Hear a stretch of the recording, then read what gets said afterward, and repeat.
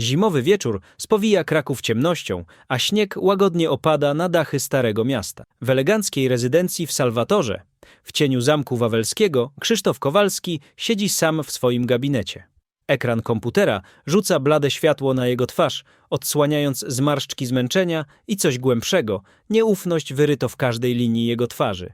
Ma 45 lat, ale wygląda na więcej. Wdowieństwo zostawiło na nim blizny niewidoczne dla oczu, ale odczuwalne w każdym jego geście. Na monitorze migają obrazy z mikrokamer zainstalowanych w każdym zakątku jego domu. Salon, kuchnia, korytarze, pokój zabaw małej Mateusz. Wszystko pod kontrolą, wszystko monitorowane. Krzysztof przewija nagrania z dnia, jego palce nerwowo stukają szuka czego? Błędu, kłamstwa, znaku, że znowu szukany. Bo zawsze. Od śmierci Heleny 2 lata temu życie Krzysztofa zamieniło się w mechanizm przetrwania. Jego żona umarła podczas porodu drugiego dziecka, które również nie przeżyło. Tego dnia coś w nim pękło bezpowrotnie. Został sam z 7-letnią Mateusz, dziewczynką o smutnych oczach, która przestała się śmiać. Od tamtej pory Krzysztof zwolnił 15 gospoś. 15 kobiet, które próbowały pomóc, ale które nigdy nie były wystarczająco dobre. Jedna złamała filiżankę z kolekcji Heleny. Inna użyła łazienki dla gości. Kolejna odebrała telefon bez pozwolenia. Ostatnia, Agnieszka Nowak, przekroczyła najgorszą granicę. Powiedziała sąsiadom, że pracuje dla miliardera. W ciągu tygodnia dom został oblegany przez ciekawskich, przez dziennikarzy lokalnych gazet, przez ludzi proszących o datki. Krzysztof poczuł się obnażony, zdradzony. Zwolnił ją natychmiast i zainstalował kamery. Nikt więcej go nie oszuka. Nikt. Teraz zatrudnił Zofię Lewandowską. Przyszła przez agencję z referencjami, z cichym głosem i opuszczonymi oczami. 32 lata, samotna, bez rodziny. Pochodzi z Nowej Huty, robotniczej dzielnicy Krakowa, gdzie bloki z szarego betonu stoją jak pomniki trudnych czasów. Zofia wydawała się idealna, zbyt cicha, by sprawiać problemy, zbyt pokorna, by pytać, zbyt uboga, by odrzucić pracę. Pierwszego dnia Zofia przekroczyła próg rezydencji z małą torbą i szeroko otwartymi oczami. Dom był ogromny, pełen marmuru i kryształowych żyrandoli, obrazów w złotych ramach i mebli, które wyglądały jak z muzeum. Krzysztof obserwował ją z ukrycia, analizując każdy. Zofia rozejrzała się po salonie i zatrzymała wzrok na wielkim portrecie w złotej ramie. Stefan Kowalski, ojciec Krzysztofa, malowany 30 lat temu. Na obrazie mężczyzna w garniturze z poważnym spojrzeniem i gęstymi brwiami. Zofia przygryzła wargę i szybko odwróciła głowę. Przez pierwszy tydzień Zofia pracowała jak cień, sprzątała gotowała proste posiłki, omijała Krzysztofa wzrokiem. Mateusz obserwowała ją z dystansu, tak jak obserwowała wszystkie poprzednie gospody. Z obojętnością dziecka, które nauczyło się nie przywiązywać. Ale coś było inne. Zofia nie próbowała się narzucać, nie próbowała być matką, po prostu była. 8 dnia Krzysztof zobaczył coś na nagraniu, co sprawił, że zamarł. Mateusz usiadła obok Zofii w kuchni, podczas gdy ta kroiła warzywa. Dziewczynka nic nie powiedziała, tylko patrzyła. Zofia uśmiechnęła się lekko i podała jej małą marchewkę. Mateusz wzięła ją i po raz pierwszy od miesięcy uśmiechnęła się z powrotem. Krzysztof poczuł ukłucie w piersi. Nie wiedział, czy to ulga, czy strach. Przewinął nagranie, znowu i znowu. Ten uśmiech, ten przeklęty uśmiech jego córki. Nie widział go od tak dawna. W drugim tygodniu coś się zmieniło. Mateusz zaczęła szukać Zofii. Pytała, gdzie jest. Kiedy wychodziła do sklepu, prosiła, żeby Zofia czytała jej bajki. Pewnego wieczoru Krzysztof usłyszał śmiech dobiegający z pokoju zabaw. Śmiech Mateusz. Wbiegł tam, jakby coś się stało i zobaczył je obie na podłodze, układające klocki. Zofia spojrzała na niego z przepraszającym wyrazem twarzy, jakby zrobiła coś złego. Krzysztof nie powiedział nic. Odwrócił się i wrócił do gabinetu. Ale w jego głowie alarm zaczął. To się dzieje zbyt szybko, zbyt naturalnie. Jego córka się przywiązuje, a on nie może na to pozwolić. Nie może pozwolić, by kolejna osoba weszła do ich życia tylko po to, by je zniszczyć, by odejść, by zranić. Następnego dnia zamówił więcej kamer. Mniejsze, bardziej dyskretne, z dźwiękiem. Zainstalował je sam, w nocy, kiedy wszyscy spali. Teraz słyszał wszystko, każde słowo. Każdy szept. Pewnego popołudnia, gdy Krzysztof był na spotkaniu biznesowym w centrum Krakowa, nie mógł się. Jego partner mówił o inwestycjach, o zyskach, ale Krzysztof myślał tylko o nagraniach. O tym, co Zofia robi w tym momencie. o tym, co mówi jego córka. Wrócił do domu wcześniej i od razu zamknął się w gabinecie. Przewinął nagrania z dnia i wtedy to zobaczył. Zofia klęczała przed małym oratorium w salonie, drewnianym ołtarzykiem matki, którą Helena lata temu. Mateusz klęczała. Zofia uczyła dziewczynkę modlić różaniec, tak samo jak Helena robiła z śmiercią. Słowa rytmiczne. Zdrowaś Maryjo, łaski pełna. Krzysztof zacisnął pięść. To było za daleko. To była tradycja Heleny. Ich tradycja. Zofia nie miała prawa. Ale zanim zdążył wstać, zobaczył coś, co go powstrzymało. Zofia odwróciła głowę i spojrzała na portret Stefana Kowalskiego wiszący na ścianie salonu. Jej oczy napełniły się łzami. Wyciągnęła rękę, jakby chciała dotknąć obrazu, ale zatrzymała się w połowie drogi. Łzy spłynęły po jej policzku. Szybko je wytarła i wróciła do modlitwy z Mateusz. Krzysztof zamroził obraz. Zbliżył twarz Zofii na ekranie. Łzy, ten ból. Dlaczego ta kobieta płacze, patrząc na jego ojca? Coś było nie tak. Coś, czego nie rozumiał i musiał to odkryć. Trzeci tydzień pracy Zofii przyniósł zmiany, których Krzysztof nie mógł zignorować. Mateusz, dziewczynka, która przez 2 lata była cieniem samej siebie, zaczęła się rankami, biegła do kuchni szukając Zofii, pytając, co będą robić. Wieczorami nie chciała iść spać, dopóki Zofia nie przyszła pożegnać. To było coś więcej niż przywiązanie. To było coś, czego Krzysztof nie widział od śmierci Heleny. Nadzieja. Ale dla Krzysztofa ta nadzieja była zagrożeniem. Siedział w swoim gabinecie każdego wieczoru, obserwując nagrania jak detektyw szukający dowodów przestępstw. Ale przestępstwo, którego szukał, było nieuchwytne. Zofia nie robiła nic złego. Wręcz przeciwnie. Była cierpliwa, delikatna, obecna. Przeczytała Mateusz stare polskie bajki o smoku wawelskim, o królu popielu, o Wandzie, co nie chciała Niemca. Uczyła ją piosenek, które sam Krzysztof pamiętał z dzieciństwa. Czesała jej długie, jasne włosy z taką troską, jakby to był najcenniejszy skarb na świecie. Pewnego ranka Krzysztof zobaczył coś, co sprawiło, że jego serce zabiło szybko. Na nagraniu z kuchni Mateusz pomagała Zofii przygotowywać pierogi. Małe rączki dziewczynki zanurzały się w mące, a Zofia śmiała się, pokazując jej, jak zawijać ciasto. Mateusz powiedziała cicho: moja mama też tak. Zofia zatrzymała. Delikatnie otarła mąkę z policzka dziewczynki i odpowiedziała: twoja mama była cudowną kobietą. Ona zawsze będzie z tobą, tutaj. Zofia dotknęła piersi Mateusz, tam gdzie jest, i ja obiecuję, że będę o ciebie dbać. Zawsze. Krzysztof wyłączył nagranie. Jego ręce drżały. Co to było? Obietnica? Manipulacja? Dlaczego ta kobieta składała obietnicę jego córce? Dlaczego mówiła o Helenie, jakby ją znała? W firmie nie mógł się skupić. Podczas ważnego spotkania z inwestorami ze Szwecji jego umysł był gdzie indziej. Jego wspólnik, Tomasz, szturchnął go pod stołem. Krzysztof, wszystko w porządku? Krzysztof skinął głową, ale to było kłamstwo. Nic nie było w porządku. Czuł, jak traci kontrolę nad sytuacją, a Krzysztof Kowalski nigdy nie tracił kontroli. Następnego wieczoru zainstalował jeszcze więcej kamer. Teraz nawet pokój zabaw był monitorowany.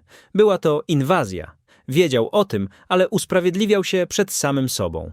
To mój dom, moja córka, mam prawo wiedzieć. 4. tygodnia zobaczył coś, co wszystko zmieniło. Na nagraniu z pokoju zabaw Mateusz siedziała na podłodze z Zofią, układając puzzle. Dziewczynka była niezwykle poważna, jej małe brwi zmarszczone w koncentracji. Nagle podniosła głowę i zapytała: Zofio, czy ty możesz być moją nową mamą? Krzysztof zamarł.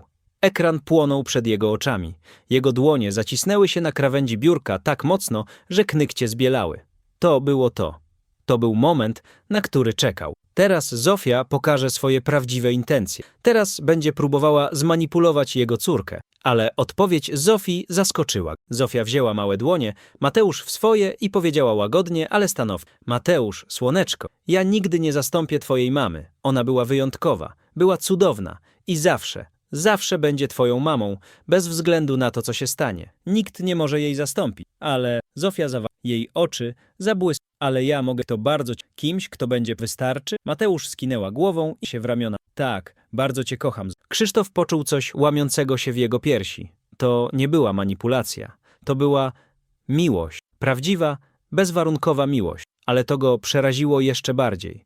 Bo jeśli Zofia naprawdę kocha jego córkę, to znaczy, że ma władzę, by ją zranić. A on nie mógł na to pozwolić. Tej nocy nie spał. Chodził po domu jak duch, pijąc whisky, patrząc na śpiącą. Dziewczynka uśmiechała się przez sen.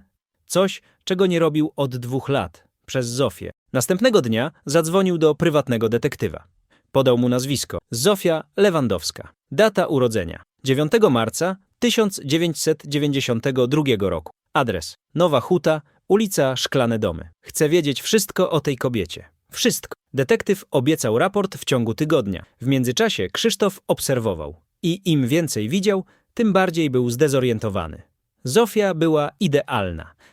Idealna. Nigdy nie prosiła o więcej pieniędzy. Nigdy nie zadawała osobistych pytań. Nigdy nie wchodziła do pokoi, do których nie miała dostępu. Ale było coś w jej oczach. Smutek, tajemnica, ciężar, którego nie potrafiła ukryć. Pewnego popołudnia, gdy Krzysztof przeglądał nagrania, zobaczył Zofię samą. Mateusz spała po południu. Zofia stała przy oknie, patrząc na śnieg padający na okno. Wyciągnęła z kieszeni małe zdjęcie. Krzysztof powiększył obraz, ale jakość była za słaba.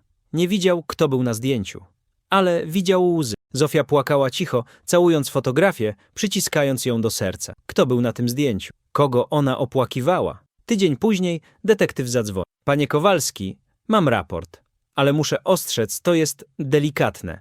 Może pan przyjechać do mojego biura. Krzysztof przyjechał tego samego wieczoru. Biuro detektywa było małe, zatęchłe, w starej kamienicy przy ulicy Floriańskiej. Detektyw, gruby mężczyzna o imieniu Marek, z wąsami jak u Wałęsy, podał mu teczkę. Przeczytaj pan sam, ale przygotuj się. Krzysztof otworzył tę. Pierwsza strona zawierała podstawowe informacje. Zofia Lewandowska, 32 lata, samotna, bez rodziny. Ale druga strona. Krzysztof czytał powoli. Każde słowo uderzało jak mu. Zofia Lewandowska jest tą Elżbiety Lewandowskiej na raka. Elżbieta pracowała jako gosposia w rezydencji rodziny Kowalskich w latach. Zaszła w ciążę w 1991 roku i została zwolniona. Oficjalnie ze względu na nieodpowiednie zachowanie. Nieoficjalnie. Krzysztof przestał czytać. Jego umysł wirował. 80 lata. Jego dom, gosposia, ciąża. Spojrzał na co to ma znaczyć. Marek westchnął. W dzielnicy Nowa Huta, gdzie mieszkała Elżbieta, są plotki. Stare plotki, że ojciec pana, Stefan Kowalski, miał romans z Elżbietą, że dziecko, które urodziła, Zofia, mogło być jego córką. Pokój zakręcił się wokół Krzysztofa. Nie, to niemożliwe. Jego ojciec? Ten poważny, surowy mężczyzna, który zawsze mówił o honorze i rodzinie? To tylko plotki, powiedział Marek szybko. Nie ma dowodów, ale data się zgadza. Zofia urodziła się 9 marca 1992 roku. Dokładnie 9 miesięcy po tym, jak Elżbieta została zwolniona. Krzysztof wstał gwałtownie. Nie mógł tu zostać. Nie mógł oddychać. Wyszedł na ulicę. Zimne powietrze stycznia uderzył go w twarz. Kraków był piękny nocą. Rynek główny świecił tysiącem świateł, ale dla Krzysztofa wszystko było rozmazane. Jeśli to prawda, jeśli Zofia jest córką jego ojca, to znaczy, że jest jego siostrą. Przyrodnia i ona jest w jego domu. Z jego Ale dlaczego przyszła? Co chce? Ona wie. Krzysztof wrócił do domu długo po północy. Dom był cichy. Spali. Wszedł do gabinetu i włączył nagrania z tego wieczoru. Zofia kładła Mateusz spać. Czytała jej bajkę o syrenach z Wisły. Mateusz zapytała sennie: Zofio, zostaniesz z nami na zawsze? Zofia pogładziła włosy dziewczyny. Obiecuję, obiecuję. Krzysztof wyłączył monitor. Jego świat właśnie się A ty, co sądzisz o tym zwrocie akcji? Czy spodziewałeś się, że Zofia może być siostrą Krzysztofa? Podziel się swoją opinią w komentarzach i śledź dalej tę poruszającą historię. Krzysztof nie spał całą noc. Siedział w swoim gabinecie, otoczony ciemnością, tylko jednym światła. Monitorem komputera pokazującym zamrożony obraz Zofii. Studiował każdy szczegół jej twarzy, kształt oczu, łuk brwi, linia szczęki. Szukał podobieństw siebie do swojego ojca, do portretu wiszącego w salonie. I znajdował je. Oczy. Te jasne, szaroniebieskie oczy były identyczne jak u Stefana Kowalskiego. O 6 rano Krzysztof podjął decyzję. Musi wiedzieć więcej. Nie może opierać się tylko na plotkach i domysłach detektywa. Musi znaleźć prawdę. Wstał, obolały od bezsenne nocy i poszedł na strych. Miejsce, którego unikał od lat. Strych był pełen przeszłości. Starych mebli, pudeł z dokumentami, ubrań matki, która zmarła na zawał serca 10 lat temu. W rogu, pod warstwą kurzu, znalazł to, czego szukał. Stare pudło z napisem Stefan, dokumenty osobiste. Otworzył je drżącymi rękami. W środku były papiery z firmy, stare fotografie, dyplomy. Ale na dnie, schowane pod wszystkim innym, znalazł to, co zmieniło wszystko. Koperta, żółta od czasu, zabrudzona, bez adresu. Krzysztof otworzył ją i wyciągnął listy. 3 listy, pisane odręcznie, datowane na rok 1991. Zaczął czytać. Drogi Stefanie, piszę do ciebie po raz 3. Proszę, odpowiedz. Jestem w ciąży. To twoje dziecko. Nie proszę o pieniądze, nie proszę o nic oprócz prawdy. Proszę, nie zostawiaj mnie samej. Elżbieta. Drugi list był bardziej desperacki. 3 był pożegnaniem. Krzysztof poczuł mdłości. To było prawdą. Jego ojciec miał romans. Jego ojciec porzucił kobietę w ciąży. I ta kobieta urodziła Zofię. Ale było coś jeszcze w pudełku. Fotografia. Krzysztof wyciągnął ją do światła padającego przez małe okno. Na zdjęciu był młody Stefan. Może 30 lat, ubrany nieformalnie, uśmiechnięty. Coś, czego Krzysztof rzadko widział u swojego ojca. Obok niego stała młoda kobieta, szczupła, z długimi jasnymi włosami i wielkimi jasnymi oczami. Była w ciąży. Jej ręka spoczywała na brzuchu, a Stefan trzymał ją za rękę. Krzysztof odwrócił fotografię. Na odwrocie było napis Stefan i Ela. Lipiec 1991. Ela, Elżbieta, matka Zofii. Krzysztof usiadł ciężko na starym krześle. To już nie były plotki. To była udokumentowana prawda. Zofia była córką jego ojca, była jego siostrą. Przez następne dni Krzysztof żył jak automat. Chodził do pracy, podpisywał dokumenty, uczestniczył w spotkaniach, ale jego umysł był gdzie indziej. W domu unikał Zofii. Nie mógł na nią patrzeć bez myślenia o całej tej tajemnicy, ale nadal obserwował nagrania. Teraz z innej perspektywy. I zobaczył coś nowego. Na jednym z nagrań, późnym wieczorem, gdy Mateusz już spała, Zofia stała w salonie przed portretem Stefana. Nie wiedziała, że jest obserwowana. Podeszła blisko, wyciągnęła rękę i delikatnie dotknęła ramy obrazu.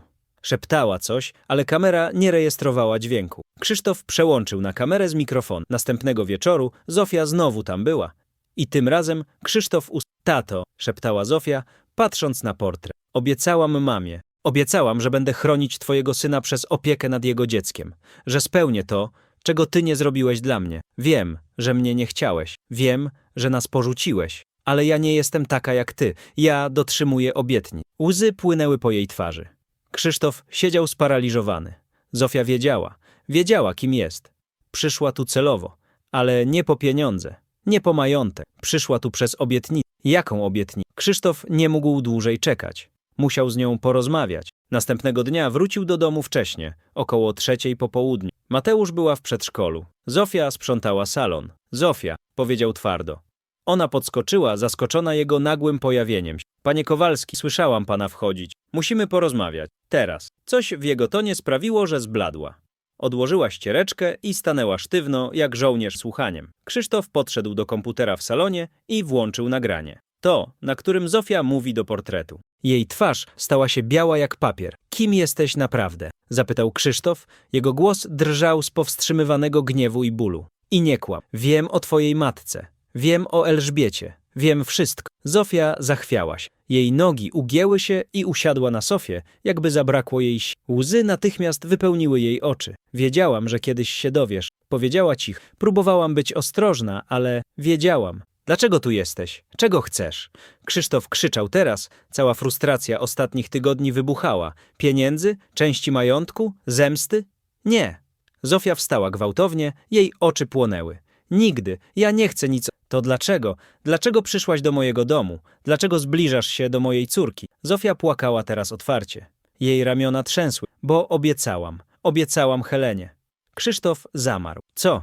O czym ty mówisz? Zofia usiadła z powrotem, otarła łzy i zaczęła mówić. Jej głos był cichy, ale mocny. 3 lata temu moja mama była w hospicjum. Umierała na raka. Miałam 29 lat i byłam sama przy jej łóżku. Pewnego dnia przyszła kobieta. Piękna, elegancka, w ciąży. Przedstawiła się jako Helena Kowalska, twoja żona. To poczuł, jak ziemia usuwa się spod jego stóp. Helena powiedziała, że badała historię twojej rodziny, przygotowując album dla dziecka, które się miało urodzić. Znalazła stare dokumenty, listy, odkryła prawdę o mojej mamie i o Stefanie. Przyszła, żeby przeprosić, żeby powiedzieć, że jest jej przykro. Mama płakała. Po raz pierwszy od lat widziałam ją spokojną. Zofia wyjęła z kieszeni złożoną kartkę, starą, podniszczoną. Helena została godzinę. Rozmawiały, a potem Helena wzięła moją rękę i powiedziała coś dziwnego. Powiedziała: Zofia, jeśli coś mi się stanie, obiecaj, że zaopiekujesz się moim dzieckiem. Obiecaj, że będziesz rodziną, której Stefan was pozbawił. Myślałam, że to dziwne, ale obiecałam.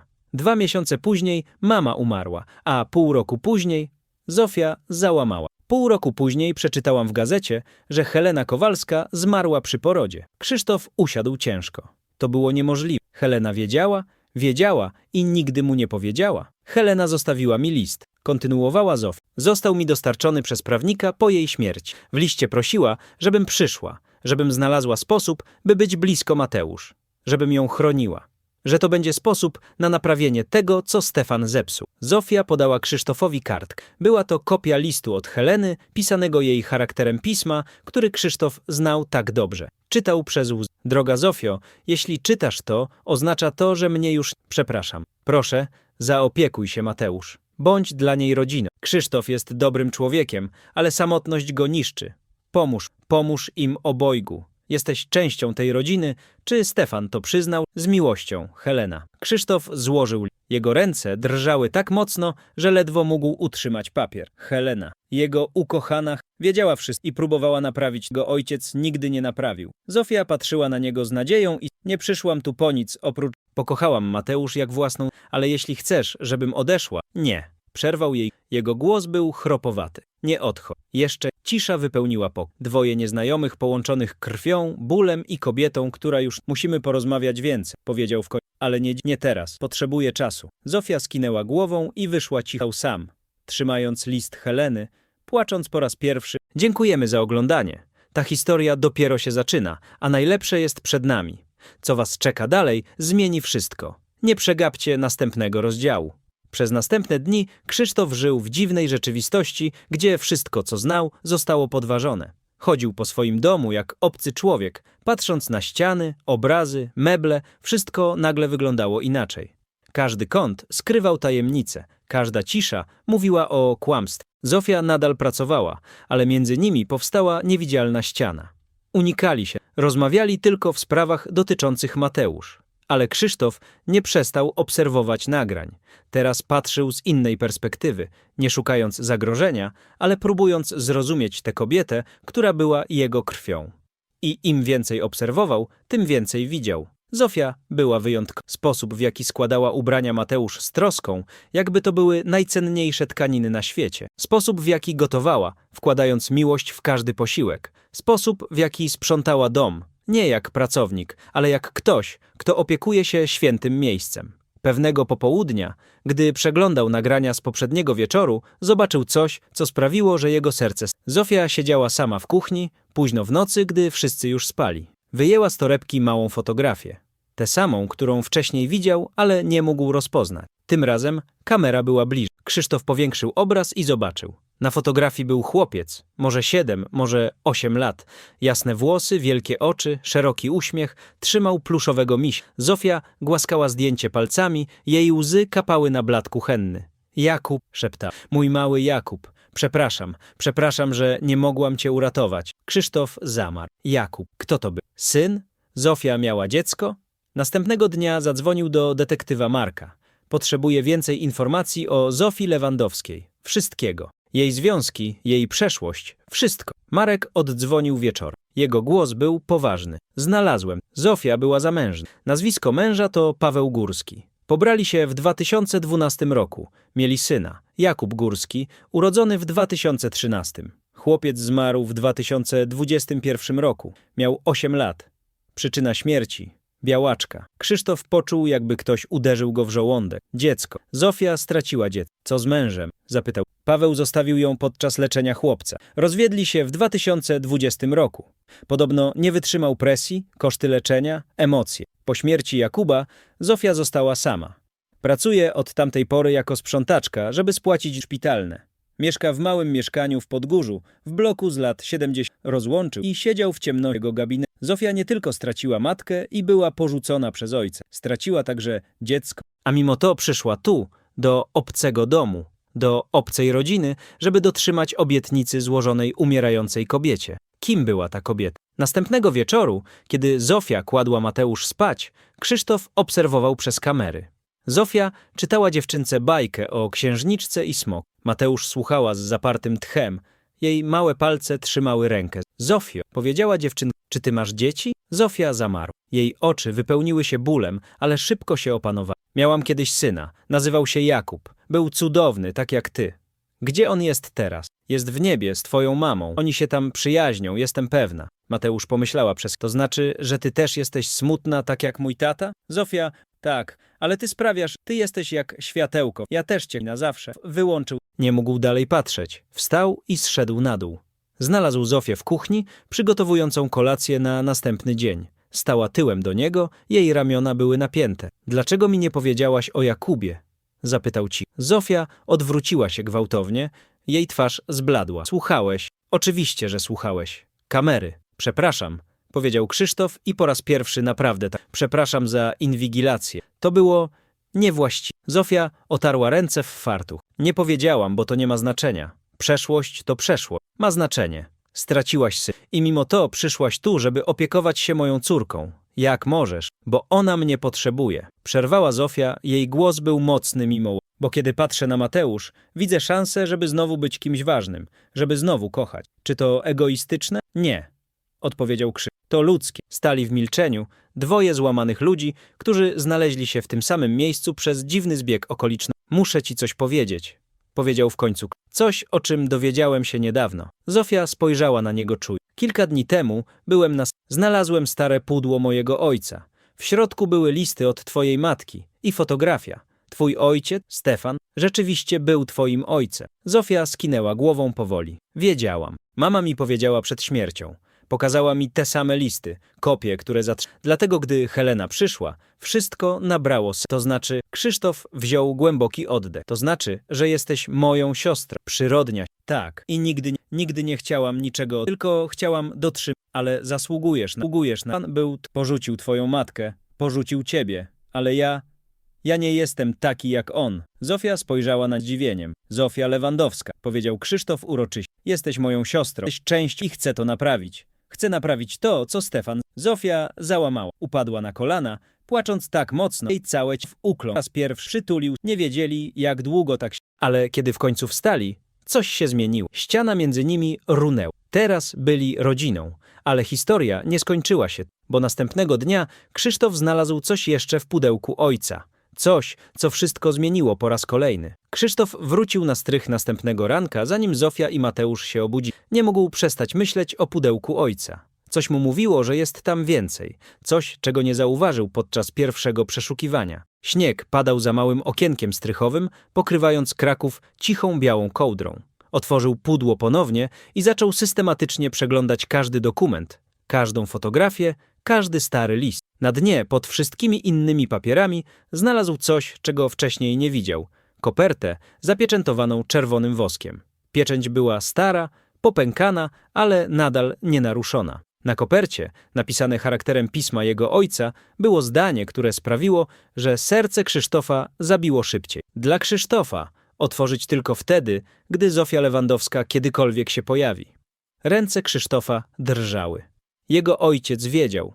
Stefan wiedział, że kiedyś to się stanie, że Zofia przyjdzie. Delikatnie złamał pieczęć i otworzył kopertę. W środku był list datowany na rok 2018.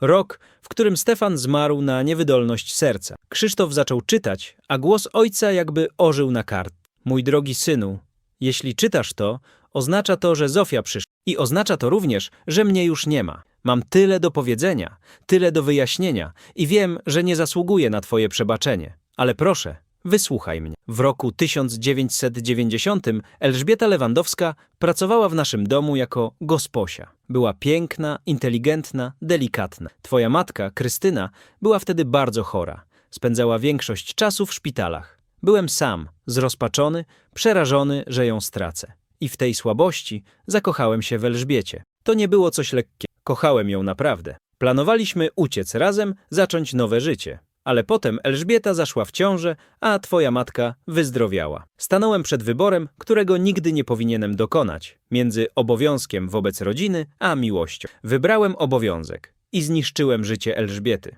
Zwolniłem ją, dałem jej pieniądze, które natychmiast wróciła i nigdy więcej się do niej nie odezwałem. Byłem najgorszym rodzajem. Wiedziałem, że Elżbieta urodziła dziewczynkę, Zofię, moją córkę. Ale nigdy jej nie poznałem, nigdy nie próbowałem. Twoja matka nigdy się nie dowiedziała.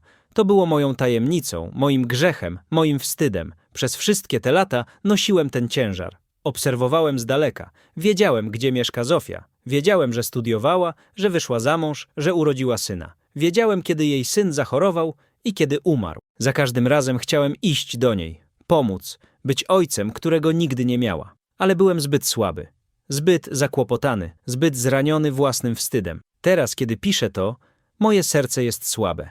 Lekarz dał mi może kilka miesięcy.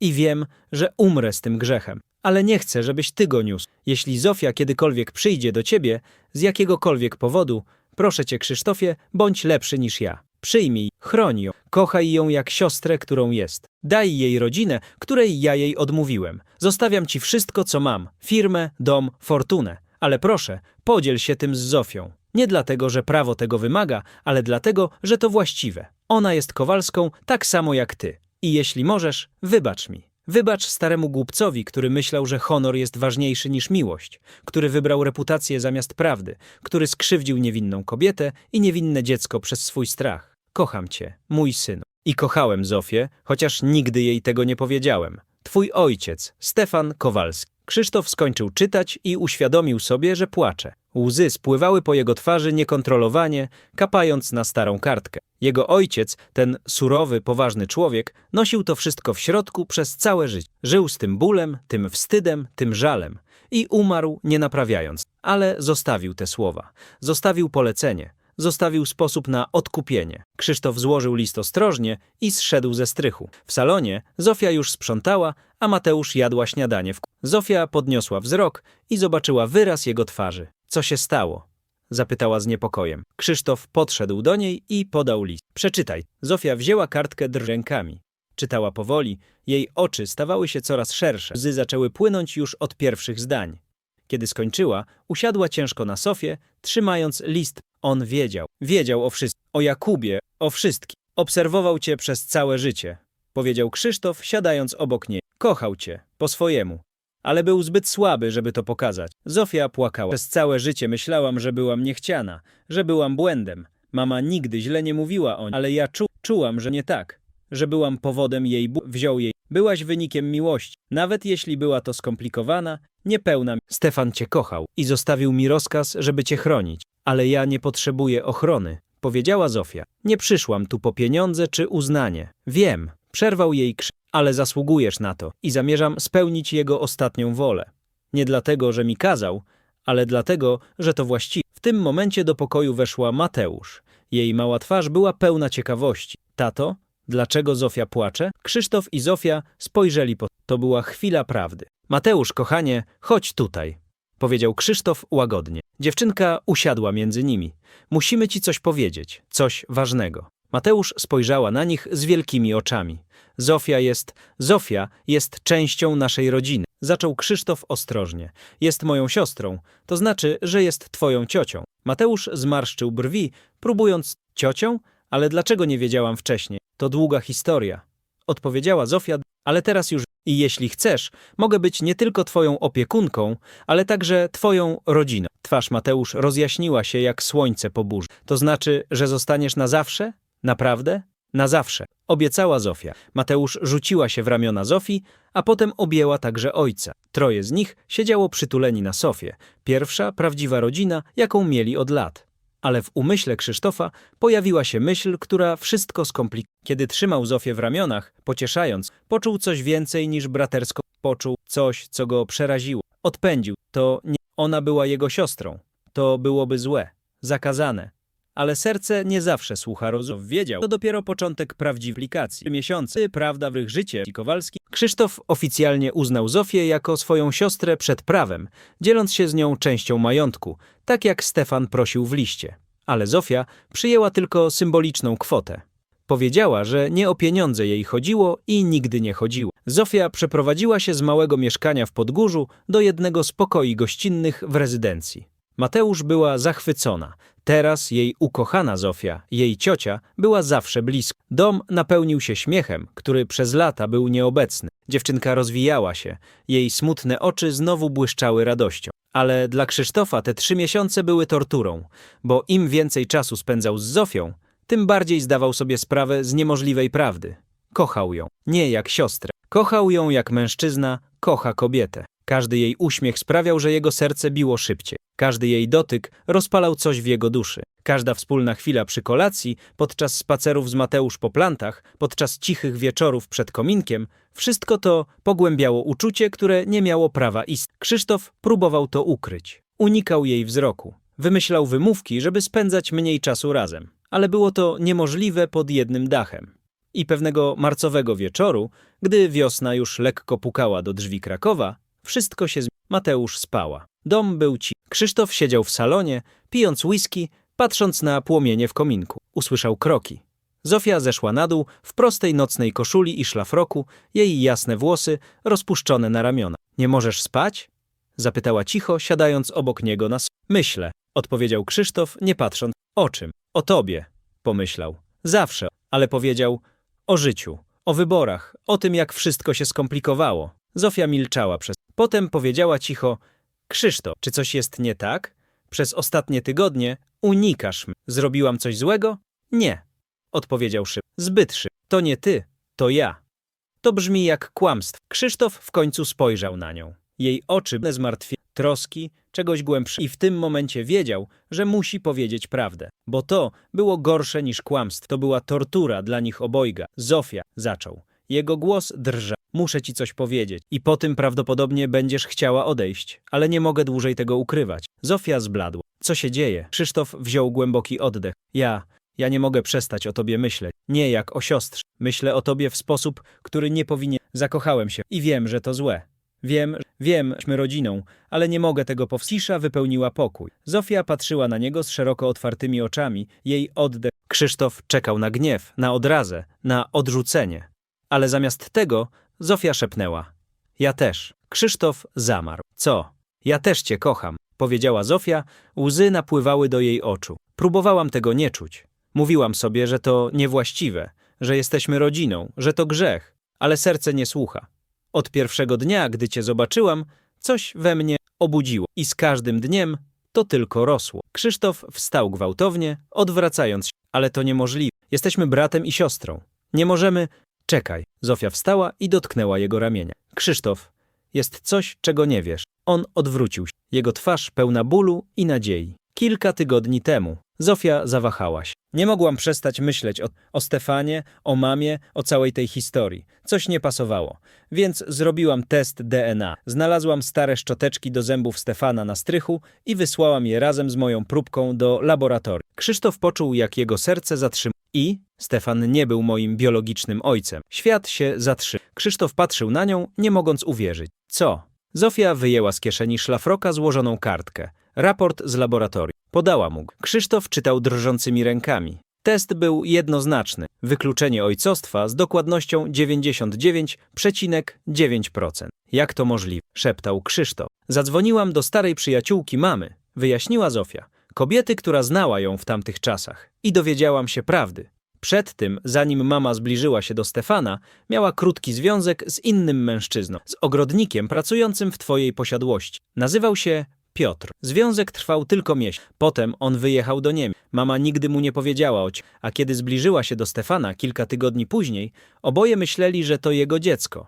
Ale nie było. Krzysztof nie mógł oddychać. Więc ty nie jesteś moją siostrą? Nie jestem. Nigdy nie byłam. Stefan myślał, że jest moim ojcem. Mama myślała to samo. Ale biologia mówi inaczej. Nie jesteśmy spokrewnieni krwią. Przez długą chwilę stali patrząc cały zakazu, niemożliwości. Nagle zostało czyste, prawdziwe, możliwe. Zofia. Krzysztof podszedł. Jego ręce delikatnie objęły jej. Jesteś pewna? Zrobiłam test 3 razy. Jestem pewna. Krzysztof pocałował jej. Delikatnie najpierw, potem głębiej, całą desperacją i miłością 3 miesięcy ukrywania. Zofia odpowiedziała z taką samą pasją, jej ręce oplotły jego stali w świetle kominku, 2 ludzi połączonych przez los, przez tajemnicę. A teraz następne miesiące były jak sen i Zofia nie ukrywali już swojego byli ostrożni przy Mateusz, Nie chcieli jej zdezorientować, ale dziewczynka widziała zmianę. Widziała, jak jej ojciec się uśmiecha. Widziała, jak Zofia śpiewa podczas gotowania. Widziała dom pełen światła. W czerwcu, podczas pięknego letniego wieczoru, Krzysztof poprosił Zofię o rękę. Zrobił to na dziedzińcu Zamku Wawelskiego podczas zachodu słońca, z widokiem na Wisłę, płynącą spokojnie w dole. Zofia powiedziała tak przez łzy, a Mateusz, która była z nimi, skakała z radości. We wrześniu wzięli ślub w Bazylice Mariackiej na Rynku Głównym w Krakowie. Była to skromna ceremonia, tylko najbliżsi przyjaciele i rodzina. Mateusz była druhną, ubrana w białą sukienkę, niosąc kwiaty. Kiedy ksiądz ogłosił ich mężem i żoną, cała bazylika wybuchła aplauzem. Po ceremonii odwiedzili cmentarz Rakowicy. Stanęli przed 2 grobami, Stefana Kowalskiego i Elżbiety Lewandowskiej. Położyli białe róże na obu. Krzysztof mówił cicho: dziękuję wam za błędy, za ból, za wszystko, bo to doprowadziło nas do siebie. Zofia dodała: spoczywajcie w pokoju. Naprawiliśmy to, co było złamane. Mateusz położyła małą różę i szepnęła. I mama Helena też. Ona nas wszystkich połączyła. Kiedy odchodzili, śnieg zaczął lekko padać. Pierwszy śnieg jesieni. Kraków wyglądał jak z bajki, a oni szli jako rodzina. Prawdziwa rodzina, zbudowana nie na kłamstwach, ale na prawdzie. Nie na grzechu, ale na odkupieniu. Historia, która zaczęła się od nieufności i kamer, zakończyła się miłością i zaufaniem. Bo czasami życie daje nam drugą szansę. Czasami błędy przeszłości prowadzą do cudownej przyszłości. I czasami miłość, która wydaje się niemożliwa, okazuje się jedyną możliwą. A ty? Co sądzisz o tej niezwykłej podróży Krzysztofa i Zofii? Historia, która zaczęła się od nieufności, ujawniła rodzinne sekrety ukryte przez dziesięciolecia, a zakończyła się niemożliwą miłością, która stała się rzeczywistą. Podziel się swoją opinią w komentarzach. Wierzysz w drugie szanse? Wierzysz, że los potrafi łączyć ludzi w nieoczekiwany sposób? Jeśli ta wzruszająca historia ci się spodobała, zasubskrybuj kanał i włącz dzwoneczek, aby nie przegapić żadnej z naszych kolejnych opowieści, które poruszą twoje serce. Nie zapomnij też kliknąć w następny. Czekają tam na ciebie kolejne niesamowite historie. Do zobaczenia.